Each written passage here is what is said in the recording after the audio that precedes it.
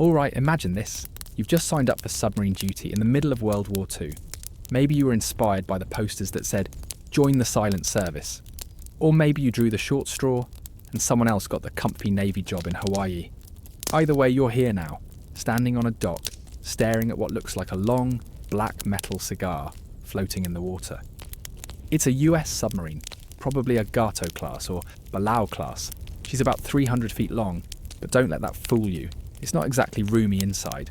This thing wasn't built for comfort. It was built to sneak, strike, and survive.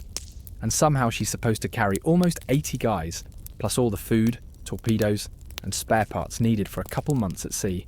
Good luck finding elbow room. Your first step inside is like walking into a steampunk metal maze. Pipes snake overhead, wires run along the walls. Gauges, knobs, and mysterious switches are everywhere. You duck through a narrow hatch, and right away it hits you. The air. It's kind of thick. Not gross, just used. Smells like machine oil, sweat, and something that might have once been chilly. It's dim too. The lighting is low and yellowish, like a 1940s diner on its last working bulb. You hear clanks buzzing, and the occasional distant shout of "make way" as someone hauls something heavy through the passage. This isn't a cruise ship, it's more like a floating toolbox. Everything inside has a purpose, but nothing's there just to look nice. You might pass a torpedo room, where the big metal fish are lined up like sleepy monsters, waiting to be loaded and fired. You might squeeze by the tiny galley, basically a closet with a stove, and then find the crew's bunks crammed into any space that isn't already full of machinery. Some guys are already napping, and you're not even out of port yet. You realise quickly, sleep happens whenever and wherever it can. You meet your crewmates, a mix of fresh-faced rookies like you and crusty veterans who've probably got salt water in their veins. There's the cook, who already tells you not to block the coffee pot if you want to survive the patrol. The chief of the boat, or COB, gives you a stare that could probably weld steel. He's been doing this longer than you've been alive. And then there's the captain. Calm, sharp, always thinking. You probably won't talk to him much unless you mess something up. Let's try not to do that. Before the sub leaves, you go through some quick and dirty training. You learn how to use an escape hood, how to plug a leak with whatever's nearby, even your shirt if you have to, and how to find your way around in total darkness. There's a whole art to moving around the sub. You learn to duck without smacking your head, step over hatches without tripping, and somehow wiggle past people in corridors the width of a broom closet. You'll be bumping elbows and knees constantly. Personal space? Yeah, say goodbye to that. This place redefines cosy. And then, the big moment. You feel the hum of the engines, and the sub pulls away from the dock. There's a cheer from a few sailors, but it's quiet. The silent service, after all. You head out towards open water. At first, it's just like being on a regular ship, kind of bumpy and breezy. But then comes the dive. The klaxon sounds. Dive! Dive! And just like that, you drop below the waves. Everything changes underwater. The surface noise vanishes, replaced by the sound of pumps, fans, and the occasional ping of sonar. The pressure increases and your ears pop a little. The hull creaks gently, like it's alive. You realise this sub is your whole world now. Your air, your shelter, your protection, and your prison, depending on how you look at it. You settle into a bunk that's barely wider than your shoulders. It's stacked with 2 or 3 others, and it's located right above a pile of torpedoes. Sweet dreams. You stash your duffel bag wherever you can, maybe under a table or behind a pipe. You don't get a closet or even a drawer. If you're lucky, you get a little metal box bolted to the wall.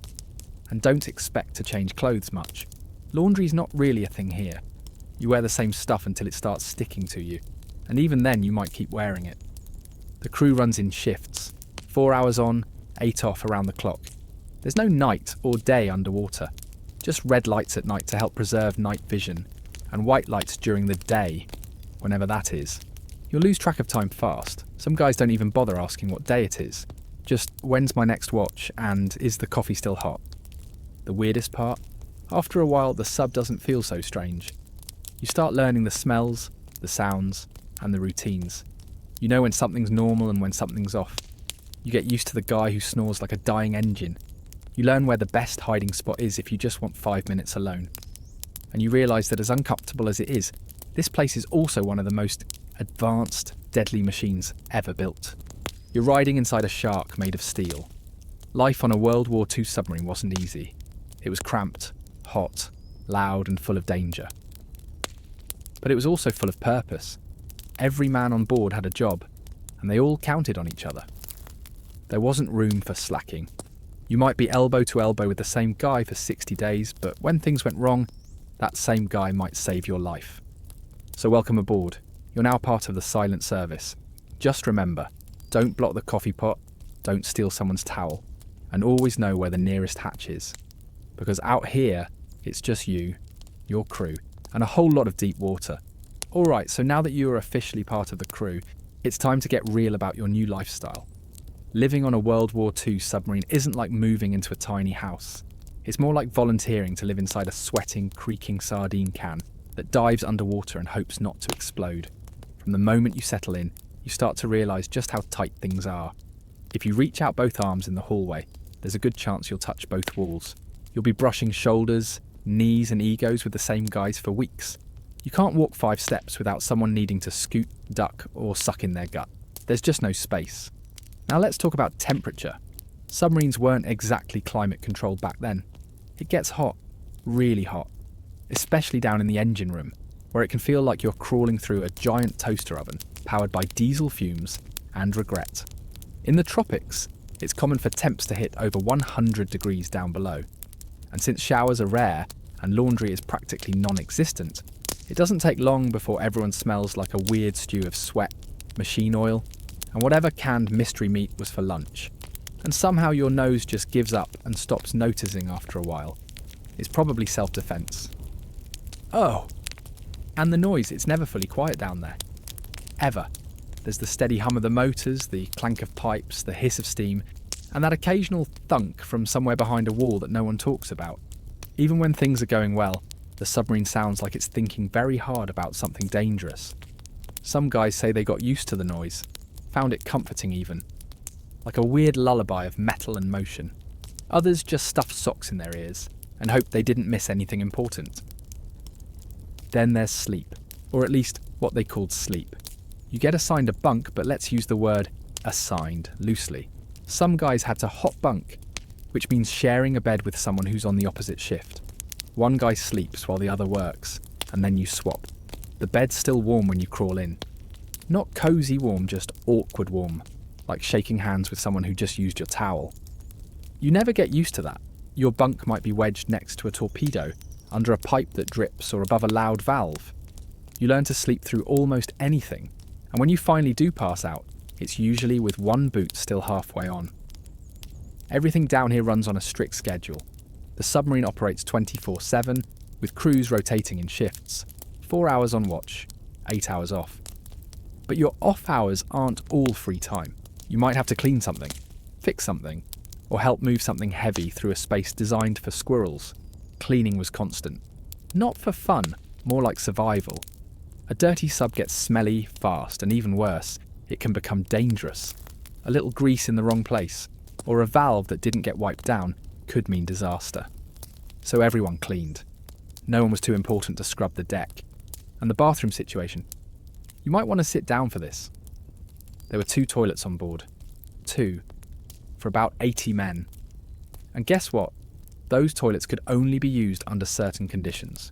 You had to be at a certain depth, or on a certain tank setup.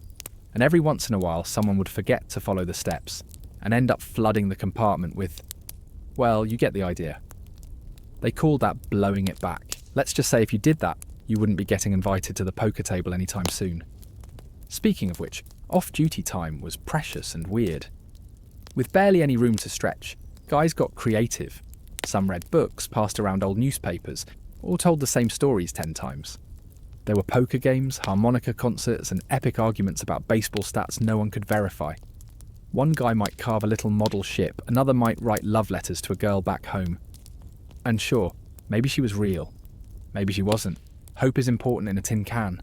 There were no windows, no breeze, no sunlight. Just metal, bulbs, and the occasional red lighting when it was night time. Days and nights blended into one long blinking routine. Some guys got disoriented. Some got a little stir crazy. You had to manage your mind as much as your body. That's why humour was like gold. A dumb joke or a good prank could make your whole day. Like the guy who convinced a rookie the periscope had to be cranked manually, then made him do it for an hour. Or the time someone filled a boot with mashed potatoes and left it in the engine room. You had to laugh, because if you didn't, well, you were still stuck on a metal tube in the middle of nowhere. The truth is, living in a World War II submarine wasn't just tough, it was weird. It made you forget what grass looked like. It made you dream of silence. It made you grateful for socks that weren't damp. But it also made you strong, mentally tough. You learned to function under pressure, literal pressure, with hundreds of feet of ocean trying to crush you. You learned to rely on your crew, and they relied on you. Even if you snored like a grizzly or hogged the mustard, you were part of the machine now. A moving part in the most dangerous, tight-knit service in the war. So yeah, life in a tin can wasn't exactly comfortable. But if you could survive this, you could survive just about anything. And next time you're stuck in traffic or complaining about your tiny apartment, just remember at least you're not brushing your teeth next to a torpedo, while someone snores loudly in their sleep 2 feet away. Alright, so by now you've gotten used to living shoulder to shoulder with 70 plus sweaty dudes inside a long metal tube that smells like old boots and diesel fumes. But now let's talk about one of the best parts of submarine life. And no, I'm not kidding. Believe it or not, food on a World War II sub was actually kind of amazing. At least at first. Yeah, seriously, the Navy figured out pretty quick that if you're going to lock a bunch of guys in a sardine can underwater for 2 months, you'd better give them something good to eat, or at least something they can look forward to 3 times a day. Let's start with the setup. The kitchen, well, the galley, was about the size of a hallway closet. Imagine 2 cooks flipping pancakes, frying bacon, brewing coffee and baking bread, all in a space where you can barely turn around without knocking into a pot. And yet, somehow these guys made it work. They were like culinary ninjas, armed with canned goods, powdered milk, and a few sacks of potatoes. They'd whip up meals for the entire crew on a tiny stove that probably groaned every time someone said biscuits and gravy. Early in a patrol, right after leaving port, the sub was packed with supplies. I mean packed. Boxes of fresh eggs, sacks of onions, crates of fruit, and even whole sides of beef were wedged into every possible nook and cranny. Bananas might be hanging from pipes. Eggs stashed in random lockers. Milk stored in metal cans under bunks. If you opened the wrong cabinet, you might find a loaf of bread next to a wrench. It was food Tetris and everything had to be eaten before it went bad. So the first couple weeks? Not bad. Fresh eggs and bacon for breakfast. Maybe a roast with potatoes for dinner. Fresh baked bread and butter. The cooks even made pies when they could. Apple, cherry, mystery berry, didn't matter. It tasted like home. But as the days wore on, the good stuff ran out. Eggs turned into powdered eggs which had the consistency of damp foam. Bread became dry crackers. Fresh milk turned into chalky white liquid from a tin. Lettuce? Forget it. That vanished faster than a torpedo out the tube. Still, the crew didn't complain much. They knew the deal. Out at sea, you eat what you have. And the mess crew did their best to keep it interesting. Some nights it was spaghetti. Well, noodles with mystery meat. Other nights it was ham that may or may not have ever seen an actual pig. But it was warm, it was filling, and it gave the guys something to look forward to. In fact, mealtimes were sacred. It was one of the few moments when the whole crew could relax, sit elbow to elbow, and just eat, laugh, and talk about absolutely nothing important. Now let's talk about coffee. On a submarine, coffee wasn't just a drink, it was fuel. That pot was always on, day, night, during battle, during silence, always. If you wanted to stay in your crewmates' good graces, you never ever messed with the coffee pot. Some guys would drink it black, some with powdered creamer, others with enough sugar to make it a dessert. But everyone drank it. You might even say the sub ran on diesel and caffeine in equal measure. One of the weird things about submarine food was the lack of refrigeration. Some subs had a refrigerated locker, but space was tight, so food had to be used smartly. They'd eat the fresh stuff first, like fruits and veggies, then work their way down the line to canned meats, powdered soup, and whatever that gelatinous blob was that came out of the number 10 can. And when things got really desperate, spam. So much spam. It was like the duct tape of the military diet. You could fry it, slice it, mash it, or pretend it was steak if you squinted hard enough. Now here's a fun fact. Not every submarine had one, but a few lucky ones actually had a small ice cream machine. Yeah, ice cream. At sea. This wasn't soft serve like at the mall. It was more like slightly melty frozen milk with a dash of vanilla and a whole lot of love. But to the crew, it was gold. Ice cream was often saved for celebrations, maybe after a successful mission or during someone's birthday. Guys would line up like it was Christmas morning. One scoop, maybe two if you were lucky. And if someone dropped theirs? A moment of silence followed by a 1,000-yard stare. Mealtime also had some quirks. Imagine trying to eat mashed potatoes while the sub is diving. You're sitting at a tiny table, tray balanced on your lap, when suddenly the boat tilts and your fork takes a nosedive into your crewmate's gravy. Or worse, someone sneezes mid-bite and now there's a little piece of carrot stuck to the overhead pipe. Stuff like that happened more than anyone wants to admit. And still, guys laughed it off. You had to. The table shook, the cups rattled, and the food slid around like it was trying to escape. But you just held on and ate anyway. There were rules too, like no skipping out on mess duty if it was your turn. After meals, someone had to wash the trays, scrub the pots, wipe the counters, and pick mashed peas out of the floor grate. Not the most glamorous job, but it kept things running. Cleanliness was survival down here. No one wanted to get sick. Not just because it was gross, but because there was no hospital on board. If you got food poisoning, you just had to ride it out while sharing a toilet with 79 other guys. Not ideal. Nah. Despite all the weirdness, the mess area was kind of the heart of the sub. Guys gathered there to chat, joke, and catch up on the latest gossip. Who got a letter from home? Who snored through watch? Who swore they saw a mermaid out the periscope? And yeah, maybe the spaghetti was cold and the coffee tasted like rusty water. But in that little space, it felt a bit like home. So yeah, submarine dining was cramped, chaotic and sometimes questionable. But it was also warm, familiar, and surprisingly comforting. Food brought people together, even if it was just over powdered eggs and canned peaches. And when the dive alarm sounded and everything got serious, those few minutes at the table stuck with you. Because in a place where everything else was loud, hot, or terrifying, a plate of meatloaf and a lukewarm cup of joe could feel like the greatest thing in the world. Oh, alright, so now you know what it smells like in a sub, how hard it is to find space to sleep, and how a scoop of ice cream could make a grown man cry tears of joy. But here's the truth, none of that stuff really matters without the people. Because inside that long, hot, noisy metal tube, what truly kept things running wasn't just the engines or the torpedoes, it was the crew. Around 70 to 80 guys, packed into this underwater sardine can, all with different jobs, personalities, and smells. If the submarine was a living thing, these guys were its guts. And believe me, there were a lot of guts. Let's start at the top. The captain, also called the skipper, was the one running the show. Calm, sharp, and always watching. Not the type to crack jokes during chow time. But he saw everything. He made the big calls. When to dive, when to surface, when to fire. Most of the crew wouldn't spend much time with him directly, but they trusted him. You had to. One wrong decision from him, and the whole boat might become an artificial reef. Then you had the executive officer, or XO, kind of like the captain's right-hand man.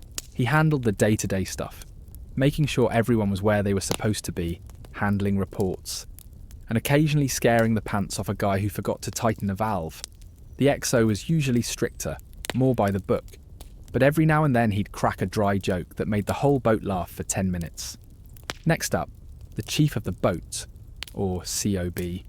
Now this guy, he was the soul of the sub, usually a crusty, experienced senior enlisted man who had seen everything and done it twice. He didn't need to yell to get your attention, just a look was enough to make you stand straighter. He kept discipline, settled arguments, and somehow always knew when someone snuck an extra dessert. If the sub was a high school, he was the terrifying gym teacher everyone respected and slightly feared. Then you had the rest of the officers, guys in charge of specific areas, engineering, navigation, weapons. They kept everything running smoothly. They were the bridge between the captain and the crew, kind of like middle management if your office had torpedoes and leaks. Some were serious, some were laid back, but they all had one thing in common. They knew exactly how fast things could go wrong at 300 feet under the sea. Now let's talk about the enlisted men, the heart of the operation. You had the torpedo men, strong dudes who handled the loading and maintenance of those massive metal fish. Imagine trying to wrestle a 3,000-pound torpedo in a space the size of your bathroom. They made it look easy. Then there were the machinist mates, the guys who kept the engines, pumps and all the moving parts from falling apart. These were the grease-covered magicians who could fix a busted pipe with a spoon, and some chewing gum if they had to. Sonarmen sat in dark, quiet rooms, listening to the ocean through giant headphones, picking out enemy ships from whale songs. Radiomen handled messages from command, typing up secret orders and decoding them. The quartermasters helped navigate. Cooks were the unsung heroes, turning canned spam into miracles 3 times a day. And of course there were the lookouts, the guys who climbed up to the conning tower and stared into the endless ocean for hours, hoping to spot danger before danger spotted them. And then there was you. Maybe you're the newbie, the nugget, the fresh fish. You get the worst bunk, the loudest pipe above your head, and probably some light teasing from the old-timers. But it's not mean. It's part of the process. They're watching you, testing you, seeing if you can hack it. Can you stay calm during a drill? Can you be trusted to keep quiet when hiding from a destroyer? Can you laugh off a prank and still get your job done? If yes, then congrats, you're one of them.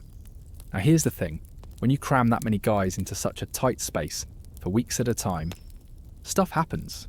You get arguments, you get misunderstandings. Someone takes your only clean towel. Someone sings off key every night. Tempers flare. But here's the other thing. When things get real, when the sub dives deep and the pressure builds, that same guy who stole your towel would risk his neck to save you. Because out here, you're family. Dysfunctional, smelly, loud but family. And oh, the personalities. Every boat had its characters. There was always one guy who told terrible jokes, another who could fix anything with duct tape, and that one sailor who swore he saw a ghost in the engine room. Maybe there was a guy who wrote poems, or a dude who shaved his head and claimed it made him more hydrodynamic. There was usually a big guy nicknamed Tiny, and a short guy called Moose. Don't ask why, it just worked. Guys passed the time by playing cards, swapping stories, or pulling harmless pranks. Like replacing someone's shaving cream with toothpaste, or rigging the intercom to play polka music. One guy might carve a chess set out of soap, another might spend hours writing letters to a girl back home. And yeah, maybe she was real, maybe she was just a pin-up taped to the wall. Either way, hope was a good thing to hold on to. But when it was time to work, everyone snapped to it. Drills, watch shifts, maintenance, combat. No messing around. Because down here, if someone screws up, it's not just a whoops moment. It could mean water flooding in, fire in the engine room, running out of air. So you had each other's backs. You learned to trust the guy next to you. Not because he was perfect, but because he knew you were counting on him. So yeah, the crew was a strange mix. Sailors from big cities and small farms. Some were fresh out of high school, some were career Navy. But once you were sealed inside that sub, the outside world faded. No more rank, really. No more background, just a bunch of guys breathing the same recycled air, telling the same old jokes, and holding it together for one more patrol. And when you finally surfaced and saw daylight again, it wasn't just relief, it was pride. You did it together. You lived in a tube underwater, surrounded by danger, and you made it home. Mostly intact, mostly sane. That's what made the crew special. Not just what they did, but how they did it. As one. So up until now, life on the sub has been mostly about squeezing past sweaty crewmates, eating powdered eggs, and hoping nobody floods the head. But let's not forget why you're even down here in the first place. War. Your submarine isn't just a metal tube for naps and meatloaf. It's a weapon. A big, sneaky underwater war machine with fangs. And when the alarm sounds and someone yells, "Battle stations," well, suddenly everyone forgets about how cramped their bunk is, or how badly they need a shower. It's go time. Combat on a submarine wasn't constant. In fact, most of the time it was long stretches of boredom, just cruising under the sea, listening to the pings of sonar, and hoping something exciting, or terrifying, wouldn't happen. But when it did, it happened fast. First came the call over the intercom. battle stations. No hesitation, no confusion. Just boots on metal. Guys moving through narrow corridors like water through pipes. Everyone had a place to be and everyone knew what to do. You'd practiced it 100 times. Now it was real. Let's say sonar picks up a target. The sonar guy hears a faint thump-thump in his headphones and calls it out. Contact bearing 240. Merchant ship, possibly escorted. You're cruising silent, at periscope depth, running slow so no one hears your engine. Every creak, every clang matters now. You don't want to give yourself away. You're like a big steel shark stalking prey from the dark. The captain moves up to the periscope and peers through. He whispers orders: speed, depth, direction. The tension spreads like static. Nobody talks unless they have to. This is what you trained for. But still your heart is pounding, like a drum solo in your chest. Once you're in position, it's the torpedo-men's time to shine. They get ready to fire the boat's biggest punch, those long, deadly tubes of explosive muscle. They check everything twice. Range, set, depth, set, doors, open. Everyone holds their breath as the captain lines up the shot. Then he says it. Fire one. The whole sub shudders slightly as the torpedo leaves the tube, racing away through the dark like a lightning bolt. Maybe you fire two, maybe more. And then you wait. Nothing to do now but sit still and hope you aimed right. If you're lucky, after a few long, agonising moments, someone will hear the payoff. A distant, muffled boom. If it's a hit, the crew lets out a soft cheer, maybe a few backslaps. If it's a miss, the captain might quietly curse under his breath and try again. But here's the thing. Once you attack, you're no longer the hunter. You're the hunted. The enemy knows you're out there now, and if they have escorts, destroyers, or patrol boats, they'll come looking. That's when things get scary. You hear the sonar guy shout, "Fast screws approaching." That means enemy warships. Now it's about survival. The captain yells, "Rig for silent running," and the boat goes quiet. No talking, no coughing, no clinking mugs or dropped tools. Even the engines quiet down. You're gliding through the deep like a ghost trying to be invisible. But it's too late. They know you're there. Then the depth charges start. If you've never heard a depth charge go off, imagine someone slapping a metal trash can with a thunderclap. Underwater. While you're inside the can, the whole sub shakes. Dust falls from pipes. Light bulbs flicker. The hull groans like it's about to give up. And then comes another. Boom, then another. Boom, you try not to flinch, but your hands are gripping whatever's closest. The air gets thick and still. No one speaks. You all just wait, eyes wide, hoping the next one isn't a direct hit. Sometimes they pass. Sometimes they keep circling, dropping charges in patterns. You might dive deeper, past safe levels. The hull creaks louder now, like it's complaining. Guys are sweating, not from heat, but from knowing that one wrong move could send everyone to the bottom for good. Someone says a quiet prayer. Someone else stares straight ahead, jaw clenched. You can hear your own heartbeat in your ears. Eventually, if luck's on your side, they give up. The screws fade away. The sonar guy gives a little nod. They're moving off, the captain gives the all clear. And just like that, it's over. For now. After combat, the mood shifts. Some guys are silent, replaying it all in their heads. Others make jokes, trying to shake off the stress. One guy might say, "I think I aged 10 years back there." And someone else might reply, "You still look 12. Laughter, relief. And then back to routine. Clean the torpedo room. Fix whatever broke. Grab coffee. The war doesn't stop, and neither do you. You might be surprised to hear this, but even after going through something that terrifying, most sailors didn't talk about it much. They just moved on. Part of it was superstition. You didn't want to jinx the next time. And part of it was just survival. If you thought too hard about how close you were to being crushed by the ocean or blown apart by a destroyer, you might lose your nerve. So you just focused on the job, the routine, and the guy next to you. Combat was rare but unforgettable. Every patrol might only have 1 or 2 real engagements, but those moments stuck with you. The torpedo hits, the near misses, the days you played hunter, the nights you were the prey, and through it all the submarine kept going, silent, stubborn, and just dangerous enough to make the enemy nervous. So, yeah, Battle on a Submarine wasn't some action movie with explosions every 5 minutes. It was quiet, tense, and full of long stretches of nothing, followed by 8 minutes of pure chaos.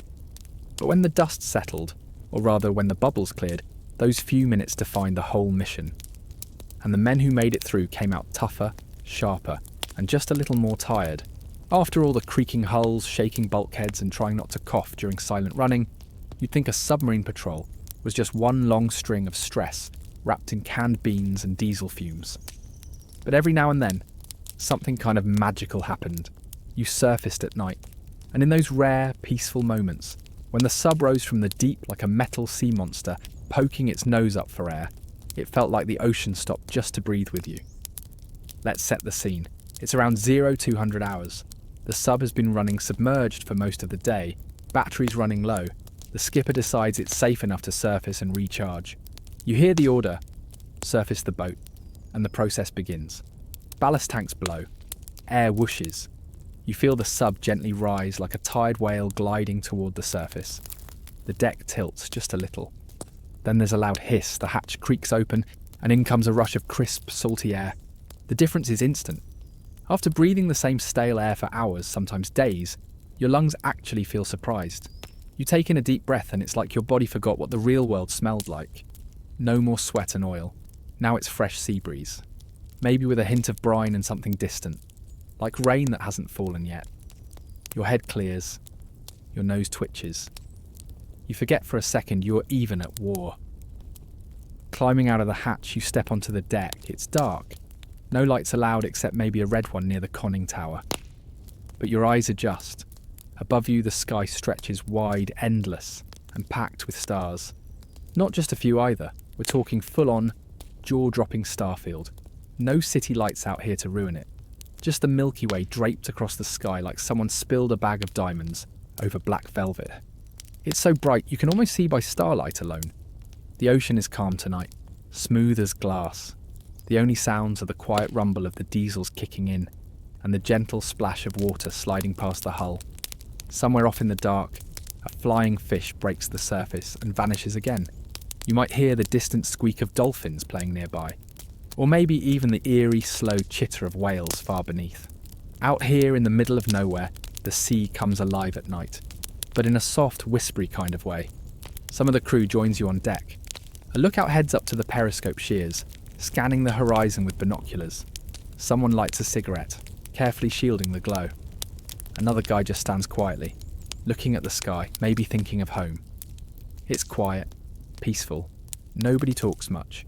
Nobody needs to. After being cooped up for so long, this moment is gold. Not just for the lungs, but for the soul. This is when sailors think, or dream. Some guys stare out into the darkness and imagine their town back home, wondering if their porch light is on, or if their mum's apple pie is still as good as they remember. Others just try to memorise this feeling. The cool breeze, the weightless sky, so they can carry it with them the next time the boat dives, and the world shrinks back into wires and steel. Sometimes the captain will call for a short deck walk. Not official exercise, but just enough to get your knees moving, and shake out that submarine stiffness. You walk a few laps on the narrow deck, careful not to trip or fall in. No one wants to yell, "Man overboard" in the middle of the Pacific. That's a rescue nobody wants to attempt at night. If you're lucky, the mess crew might brew up a fresh pot of coffee and pass it around topside in battered tin mugs. Hot coffee, cold wind, stars above. It's weird how close to heaven that can feel when you've been living in a pressure tube. One sailor once said that coffee on deck during a night's surfacing was better than any kiss I've ever had. His bunkmate replied, "You're not kissing the right people." But still no one disagreed with the coffee part. And then there are the letters. Not actual mail, but the kind you write in your head. During those peaceful night watches, guys would write to their families in their thoughts. They'd rehearse what they'd say to their sweetheart. They'd plan how they'd explain what it was like to be here. Now, under this sky, on this dark sea, fighting a war that felt 1,000 miles away from anything normal. And when they finally did get to put pen to paper, those words had already been practiced 100 times on nights just like this one. But these night surfacings weren't just about relaxing. They were essential. This was when the sub recharged its batteries using the big diesel engines because you couldn't do that underwater. This was also when the crew sent out and received radio messages, checked weather, and took star sightings for navigation. Even magic has paperwork. Eventually, the piece would have to end. The captain would give the order to dive again. Maybe the radar picked up a plane. Maybe it was just time to disappear before sunrise. Either way, the hatch would clang shut. Air would hiss. The sub would begin to sink again beneath the waves. The stars would vanish. The sea would press in. And it was back to business. But for those few moments, that surfacing at night, it reminded you that there was still a world out there, that the stars were still shining, that you weren't just a name on a roster or a piece of machinery in a war. You were still a person. You could still feel the wind, see the sky, taste the coffee. You could still breathe. And maybe that was enough to carry you through the next dive, the next battle, the next bad meal or loud snore or missed letter. Because if you were lucky, in a few more days the sub would surface again, and you'd get to stand under those stars once more. Okay, so by now you've dealt with cramped sleeping quarters, surprise depth charges, lukewarm coffee, and starlit surfacings that feel like a moment of peace in a crazy world. But here's the part of submarine life no one really tells you about. It's not all action and danger. In fact, a whole lot of it is just plain boredom. Long, slow stretches of waiting to reach patrol zones, waiting for contacts, waiting for orders, waiting to eat, waiting to sleep, waiting to go home. If war was a movie, submarine life was all the slow scenes that got cut. Most of the time you're just floating silently under the sea, hoping the enemy doesn't find you and trying to act like you've got something important to do. But really, there are only so many pipes you can polish before your brain starts to itch. That's when the boredom creeps in, like condensation on cold steel. Slow, quiet, unavoidable. So how did sailors deal with it? Well, they got creative. First, there were books. Actual physical books. Passed down, beat up, dog-eared, and well-loved. One guy might be reading a mystery novel for the 5th time. Another working through a western with a cowboy who somehow still smelled better than anyone on board. Some subs had little libraries. A small shelf with maybe 100 paperbacks stuffed between cans of beans and boxes of toilet paper. You'd read anything, even a cookbook, just to pass the time. Letters from home were read over and over again. Every comma memorised. Every smudge or crease examined like it held secrets. A guy might read the same 4-sentence note from his girlfriend twice a day. Every day. Until he could quote it backward. It wasn't just words, it was a little window into a world that still had sidewalks, music, and the smell of fresh laundry. Some sailors wrote their own letters too. Pages and pages of thoughts, scribbled under red light, tucked into a pocket, and sealed away for the next mail drop, which might not come for weeks or even months. And then there were games. Card games mostly. Poker, blackjack, rummy. Anything to keep the brain moving and the hands busy. Wagers were made with canned goods, desserts, or the occasional shift traded. Some guys played chess with makeshift boards drawn on tabletops and washers for pieces. Others built whole games from scratch using scrap metal, bottle caps, and more imagination than should legally fit in a submarine. One sub even had a guy who made puppets out of socks and held tiny shows in the torpedo room. It was weird, it was genius, it was submarine sanity. Conversations filled the silence too. Long, rambling ones about what you'd do when you got home, what kind of car you'd buy, what movie star was the prettiest, whether you'd get married or just buy a dog and a hammock. Guys told the same stories over and over, like the time someone got chased by a cow as a kid, or how another guy once met Babe Ruth's cousin's neighbour. You laughed anyway, even if you'd heard it 10 times, because at some point it stopped being about the story, it was just about hearing a voice that wasn't your own. Now let's talk beards. That's right, beards were a big part of sublife. Why? Simple. Shaving was a pain when fresh water was limited. Plus, some thought it helped with sonar silence. Fewer razors buzzing. So guys started growing beards halfway through the patrol, and we're not talking neat little chin stubble. These were full-on, pirate-level beards. Patchy, wild, and proudly unkempt. The kind of beard that made you look like you'd been shipwrecked in a bean factory. Some guys took pride in theirs. Others just gave up entirely. At the end of a patrol, a lineup of submariners looked like a bearded biker gang that hadn't seen sunlight since the Great Depression. Cleaning was another boredom buster. Not fun, but constant. The sub had to be spotless, or as close as you could get in a moving tin can filled with sweaty dudes. You'd scrub the floor, wipe pipes, polish valves, and dust behind gauges. Some guys got weirdly into it, like they were polishing the inside of their own brain. Others did it with the enthusiasm of a kid cleaning their room under threat of no dessert. But it had to be done. Not just for health, but for morale. A clean boat meant a tight crew.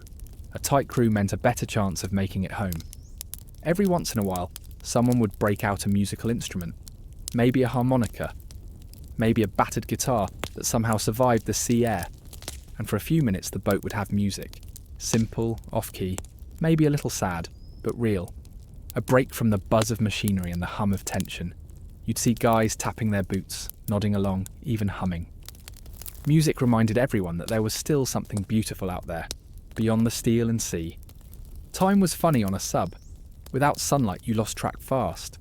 One day melted into the next. Your body ran on watches and chow lines. Your brain measured time in torpedo checks, maintenance drills, and mail counts. A guy might ask, what day is it? And no one would know. It didn't really matter. What mattered was staying focused, staying busy, and not letting the boredom sink its teeth in too deep. Some guys handled it better than others. A few would pace like caged animals. Others found zen in the routine. But everyone had their limits. That's why the little things mattered so much. A good hand in poker, a funny dream someone described at breakfast, a fresh cup of coffee, or a silent moment staring at nothing with a friend. On land, those things barely registered. Down here, they were everything. So yes, submarine life wasn't all explosions and heroism. Most days were just about getting through. 1 minute at a time. One joke at a time. One spoonful of rehydrated mashed potatoes at a time. It wasn't glamorous, but it was real. And when you finally made it back to port, climbed off that boat and squinted into the daylight, you realised something. The boredom didn't break you. It bonded you to the sub, to the mission, and especially to the weird, scruffy crew that got you through it. Up to this point, you've gotten pretty comfortable in the boat. Well, as comfortable as a person can get with torpedoes as roommates and canned meat as dinner. You've dealt with boredom, beards, and bunkmates who snore like broken lawnmowers. But now we get into the part that separates submarine life from pretty much everything else. Because when something goes wrong on a sub, it doesn't go kind of wrong. It goes full on, sweat dripping, pulse pounding. Please let us live, kind of wrong. No parachutes, no exit signs. Just you, a bunch of valves, and a lot of very cold water pressing in from all sides. First off, leaks. Not like the kind you get under the kitchen sink. We're talking about leaks that could let in hundreds of gallons of seawater in seconds. That's why guys were trained to spot them fast. You'd be walking past a pipe, hear a weird hissing, and suddenly someone's shouting, "Leak in compartment 4." Everyone jumps into action. Wrenches fly, towels plug holes. Someone grabs the emergency kit. If the leak's bad enough, you rig for flooding. Close bulkheads, seal off areas, and hope to patch it before the pressure turns it into an indoor swimming pool. Sometimes, if it got really bad, you had to work in ankle-deep water, sloshing through with tools in one hand and a prayer in the other. Then there was the dreaded fire. Fire on a submarine is like finding out your basement is full of cobras. It's the absolute worst thing that can happen, short of sinking. There's barely any air to begin with, so a fire eats it up fast. It also produces smoke that has nowhere to go, and toxic fumes that can knock you out in seconds. If an electrical panel sparks or someone spills oil near a hot surface, you've got maybe a few heartbeats to act. Out come the extinguishers, the CO2 systems, and the emergency masks. Guys move fast, even in the dark. It's chaos. But controlled chaos, hopefully. You never forget the smell of a fire on a sub. Burned metal. Melted wires. Fear. Machinery breakdowns were another joy. Maybe a pump seizes up. Maybe a valve gets stuck. Maybe a big old diesel engine decides to throw a tantrum halfway through the Pacific. Whatever it is, the machinist's mates have to dive in head first, sometimes literally, into hot, cramped compartments to fix it.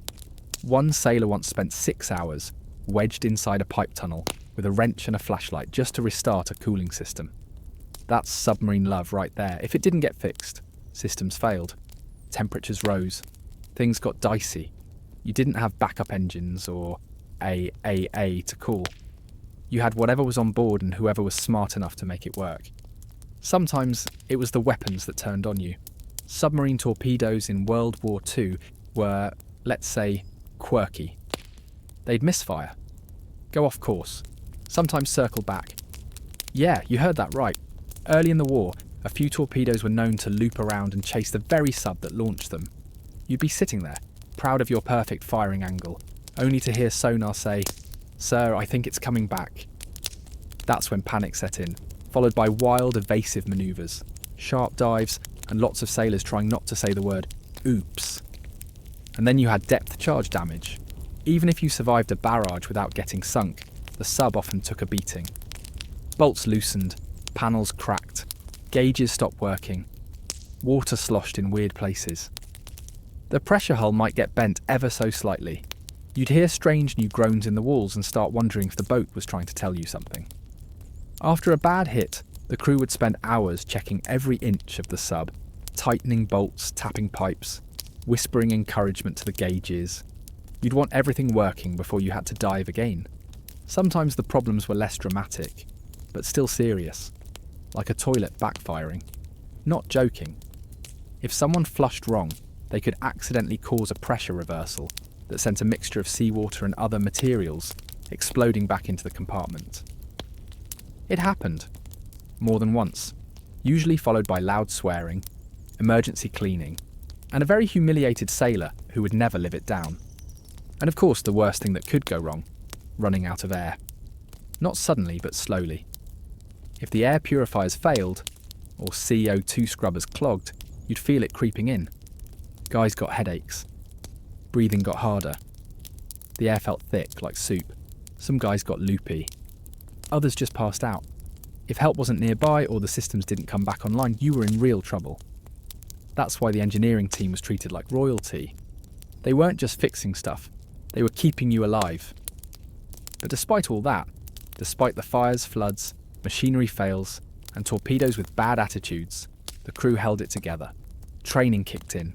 Everyone knew their job. You didn't have the luxury of panic. You had to move fast, stay sharp, and trust the guy next to you, even if he snored or forgot deodorant. The amazing part, most of the time it worked. Crews handled disasters like seasoned pros. The boat might come limping home with dents in her hull and a busted gauge or two, but she came home. And when she did, nobody remembered the meals or the boredom or the squeaky pipes. They remembered how they made it through the worst together. Things did go wrong on World War II submarines, often, but that's what made the sailors who served on them different.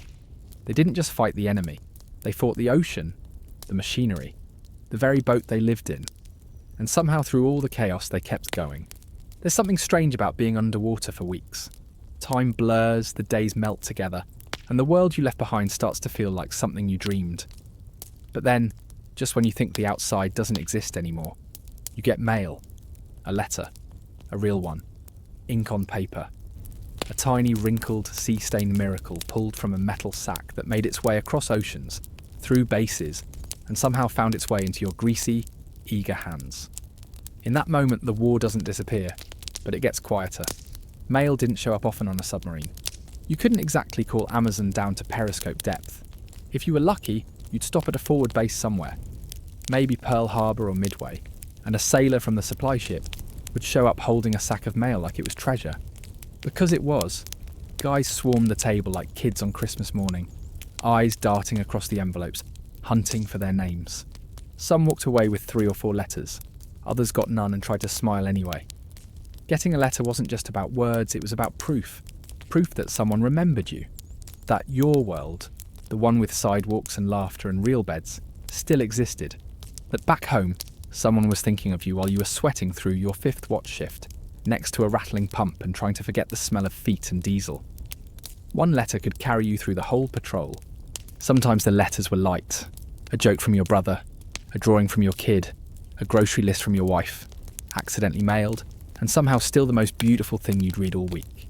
Other times they were full of updates. New neighbours, new babies, a lost dog who came back after 2 weeks, thinner but wagging. You'd read them slowly, then read them again. and again, until the corners curled and the ink smudged from too many fingers. You'd fold them back up and tuck them in your shirt pocket. Close to your heart, like armour, there was always that one guy who'd read his letter out loud, half to share it and half because he couldn't believe it himself. "My girl says she's sending cookies next time." He'd grin, as if you could smell the chocolate already. Another guy might read in silence, face blank except for the twitch at the corner of his mouth. One letter, one scrap of paper. And somehow the whole boat felt a little lighter. But not every letter was good. Every sailor feared the Dear John letter. You know the one. "I've met someone else." Or, "I just can't do this anymore." Or the worst, just silence. Some letters cut deep, a breakup, a lost friend, a death in the family. And there's nothing you can do about it. You're underwater, you can't call, you can't leave. You just fold the letter, stuff it in your locker, and keep going. Because what else can you do? Grieve silently. Cry in the engine room. Then wipe your face and go back on watch like nothing happened. Sometimes the letter never came at all. You'd sit there, pretending you didn't care. Maybe next batch. You'd mutter, trying to look casual. But it stung. You start to wonder. Was something wrong? Did the mail get lost? Did they forget you? The truth was, the mail system during the war was a beast. Letters got delayed, rerouted, or soaked beyond reading. Some arrived weeks late. Others never showed up at all. But even the possibility of a letter kept people going. Now let's flip it, sending letters. Writing home was part of the routine. You'd grab a sheet of paper, usually during your off-watch time, and prop yourself against a rattling pipe or a stacked torpedo, scribbling out memories. You didn't talk about the mission. Security rules said no details. So you wrote about the ocean, about how hot it was, about a guy who snored so loud he scared himself awake. You tried to be funny, reassuring. You didn't want them to worry. Some letters were folded neatly and sealed. Others were smudged, creased, and coffee-stained. All of them carried pieces of you. A fingerprint, a scribble, a little joke you hoped they'd get. When the mail finally went out, usually during a port stop, you handed your letter over like it was a sacred item. Maybe it was, and then you waited. Maybe you'd get a reply. Maybe you wouldn't. But you always hoped. On especially quiet nights, guys would take out their letters and reread them under the soft red glow of the night lights. They didn't talk, they just remembered. A porch swing, the smell of fresh bread, the way their mum used to hum while cooking, the way their dog barked when they came home from school. Tiny details that didn't matter before suddenly became everything. In those quiet moments surrounded by machinery and metal, a letter was the closest thing to home you could hold. Mail was more than communication, it was medicine. It kept sailors sane. It reminded them they were loved, that someone was waiting. And sometimes that's all you needed to keep going. To fix one more valve, to climb back into that sweaty bunk, to face another dive. So when the next patrol started and the boat slid back under the surface, letters tucked safely in lockers or folded into wallets, each sailor carried with him a little voice from the surface, a whisper saying, "Come back safe." And that whisper somehow was louder than the war. And just like that, it's time to go home. After weeks, maybe even months, of living in a floating metal hallway under the sea, the order comes in. Patrol complete. Set course for base. It doesn't feel real at first.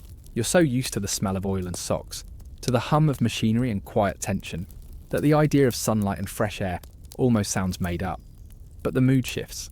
Guys who've been grumpy for days start smiling. People suddenly care about shaving. The cooks break out the good coffee. Even the diesel engines seem to purr a little happier. The boat surfaces one last time, not just for air but for freedom. You can feel it in the way everyone stands a little taller, walks with more bounce, and squints into the horizon, hoping to catch the first glimpse of land. And then you see it. A faint line where the sea meets the sky. A base, a dock, a small crowd waiting. Maybe your family, maybe just other sailors and dockhands. But it's land and it means you made it. Pulling into port is weird. The sub, once a predator, now looks like a tired old fish limping back after a long swim. She's dented, scratched, smudged with salt and soot. But she made it. And so did you. As the gangplank is laid out, guys don't rush. They just pause. Take a breath. Pat the boat's side like an old friend. Maybe even whisper, thanks. Because this machine, this noisy, cramped steel coffin, you depended on her. And she didn't let you down. Stepping off the sub is like landing on the moon. Your legs wobble. The sunlight feels too bright. The air smells too clean. You hear birds for the first time in ages. Everything is louder, bigger, and faster than you remember. A lot of guys don't say much at first. They just blink, stretch, and soak it all in. Some reunite with family. Tight hugs, happy tears, promises to never go out again. Others just grab a cold soda, sit down on the dock, and smile at nothing.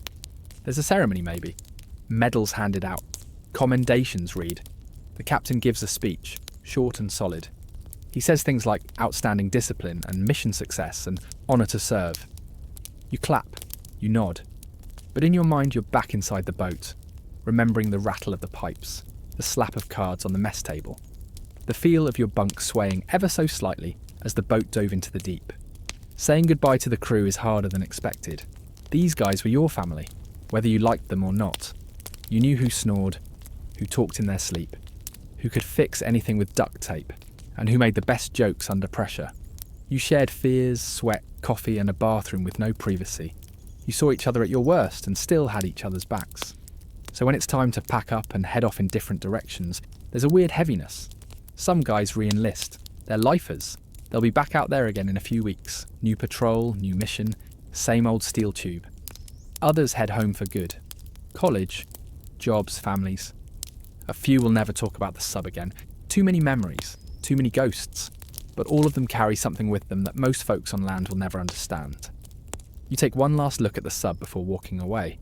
She's already being prepped for her next patrol. Crew loading supplies, hoses connected, paint touched up. She's not done. But for you, this chapter is. You're out.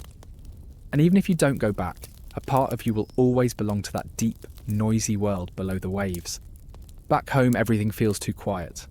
The bed is too soft. The walls are too far apart. The air is too still. You'll reach for a valve that isn't there, wake up, expecting to duck through a hatch. Maybe even dream of sonar pings and distant engines. That's the thing about submarines, they never really leave you. They live in your bones, in the way you listen for every sound, in the way you appreciate a simple breeze or a warm meal, eaten sitting upright, without pipes overhead. Eventually time passes, the memories fade a little, you go back to work, back to life. But when someone asks you what it was like, you smile. And maybe you don't say much. Maybe you just say, it was tough, or it was something else. But in your heart you remember. You remember how the crew pulled together during depth charge attacks, how laughter echoed louder than fear, how a cup of coffee on deck under the stars could feel like heaven. And when you see another sailor in uniform or a ship pulling into port, or even a rusty pipe that reminds you of the engine room, you nod, just a little, because they know, and you know. You were part of the silent service. You lived under the sea in a war machine. You faced fear, boredom, breakdowns and bombs, and came out stronger. So here's to the subs, to the steel, to the crew, to every wrench turned, every card dealt, every silent prayer whispered 300 feet below the surface. You might have left the submarine, but it'll never quite leave you.